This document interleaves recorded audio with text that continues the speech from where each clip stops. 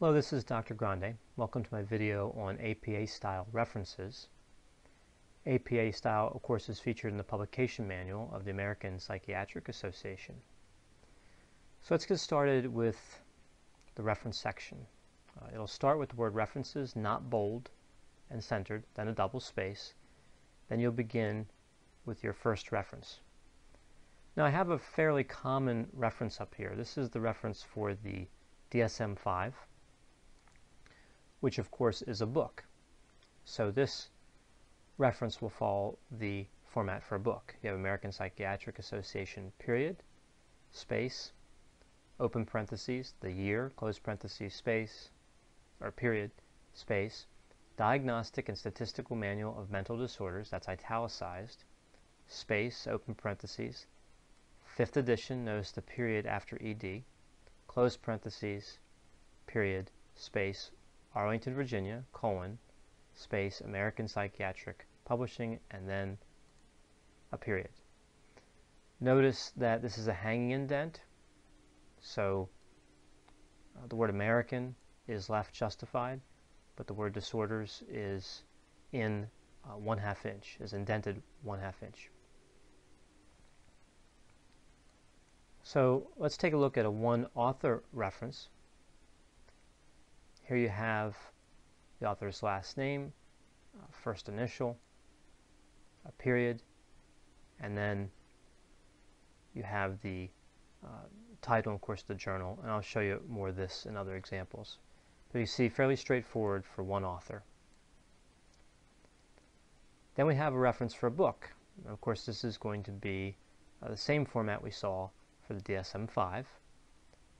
This one has, instead of the American Psychiatric Association, this one has two authors listed with their last names. Notice there is a period there before the ampersand. Then the year. The title is italicized. Notice that only the first letter is capitalized. So in the title, whether it's a journal article or a book, only the first letter is capitalized. A letter after a colon is capitalized. And of course a proper noun is capitalized. So we have the title, period, and then the location, Hillsdale, New Jersey, and then colon, space, then the publisher, and then a period. So here we have a reference, this reference, Sear, 1985, and this title is a little unusual, and this is a journal article, which the vast majority of references are journal articles. And you can see factor structure of the SCL90R, colon, space, is there one? So it ends in a question mark, and that's why I wanted to point this out. In this case, you would retain the punctuation. So the question mark serves the same purpose as the period. Then you have, of course, italicized Journal of Personality Assessment, because it is a journal. We italicize that, and then we italicize the volume, volume 49, and then in regular font, we have the page numbers. So these next two references are interesting, and they do, this phenomenon does happen actually quite a bit. You have the same author or authors in two separate works with the same year. So we add the A and the B, and we cite them that way in text or parenthetically to tell them apart.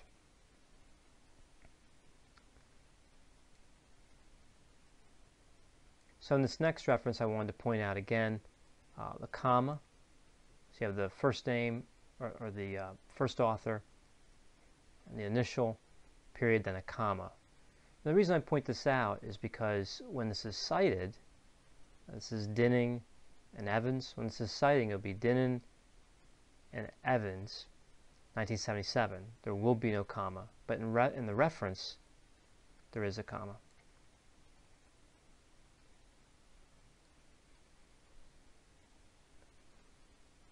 So here's an example of a paper that has more than 7 authors. And the way we know this is because of the ellipsis located here. So you can see you have 1, 2, 3, 4, 5, 6, 7 authors listed. That's the maximum that you can list in a reference, 7 authors. So evidently this particular work had more.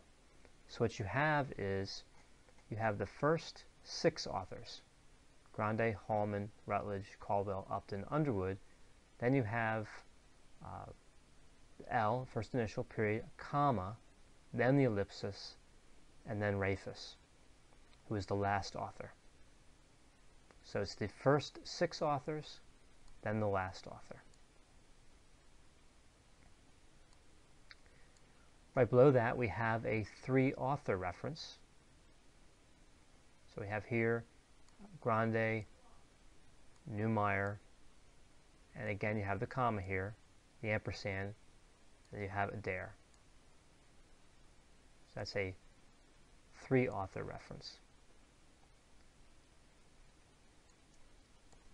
I've mentioned this before, but I want to point out, and this example here, Grande, Neumeier, Underwood, and Williams, you have path analysis of the SCL90R. Then you have a space, and then you capitalize the E in exploring, even though exploring is not a proper noun.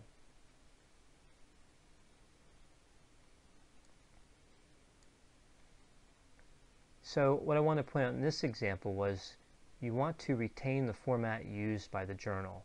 This particular journal uses AND, spelled out A-N-D, instead of the ampersand. Many journals use the ampersand. Whatever format the journal uses, that's what we use. So it's personality and individual differences with AND spelled out in this example. Whenever a DOI number, a digital object identifier, is available, it must be used. And what I want to note here is that there's no space after the colon, and DOI, the actual letters, are all lowercase.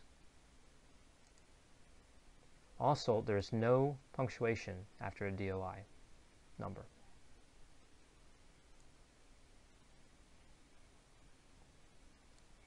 So here's another case of retaining what came in the original article.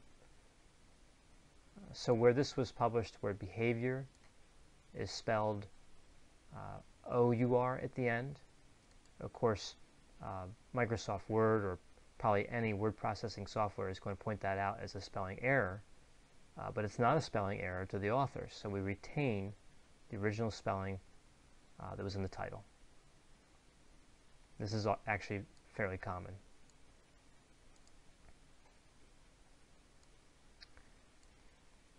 So oftentimes, depending on the type of paper you're writing, you're going to see treatment manuals. You're going to have to use, or not treatment manuals rather, but instrument manuals, right? And these are the manuals that come with assessments, and they are referenced just like a book. So you have the authors, the year, and in this case it's manual for the depression, anxiety, stress scales. It's all it's a proper noun, so it's still capitalized, and it's italicized. Then you have the location, right, Sydney, Australia, and then Psychology Foundation is the publisher.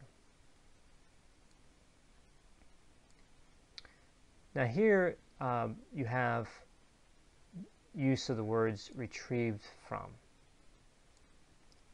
which is indicated as something that's required in the publication manual when there's no DOI available. Also make sure, though, before you include a link using retrieve from, like the link I have here, make sure the link is accessible to the public. Oftentimes the links that we use when we secure articles come from a website that we have credentials for. So we can access that link by logging in or being logged in, but a member of your audience, somebody's reading your article and your reference section, would not be able to access that. So if it's behind any type of password, do not include the link. Notice here too that there's no period at the end of the URL.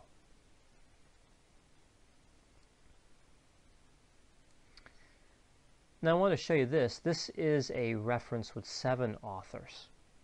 So notice that there's no ellipsis because 7 is within the range. So it's fairly straightforward, just like any other reference. It just has 7 authors. Of course, if this were to have 8, you would have the ellipsis, and you would, the eighth one, if it was added to the end, if it was these names we have here, these 7, and then Smith, the name Smith was at the end, then you would lose this author. This would become an ellipsis, and Smith would be at the end.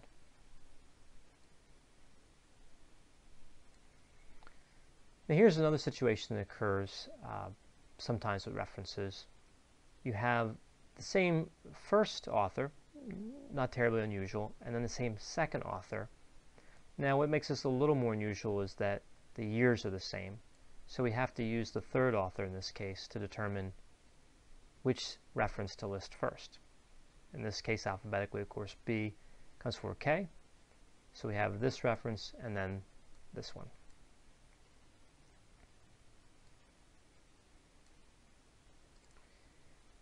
So what I want to note here is how we handle the volume number, the issue, and the page numbers. You'll notice that some of the references I have here have an issue number and some do not.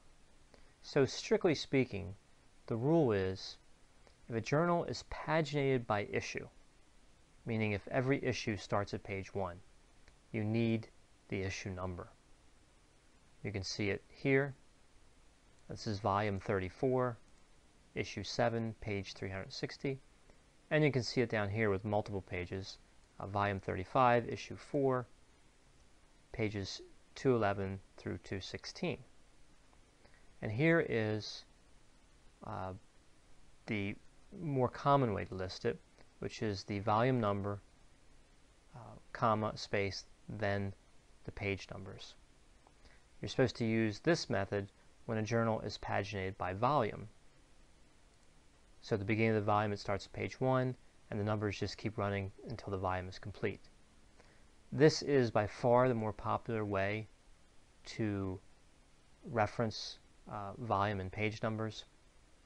And even though this is the issue number is supposed to be used if a journal is paginated by issue, oftentimes what we see in the field is that we just have the volume number and the pages.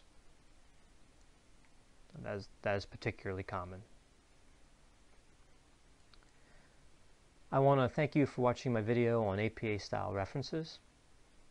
As always, if you have any questions or concerns, feel free to contact me. I'll be happy to assist.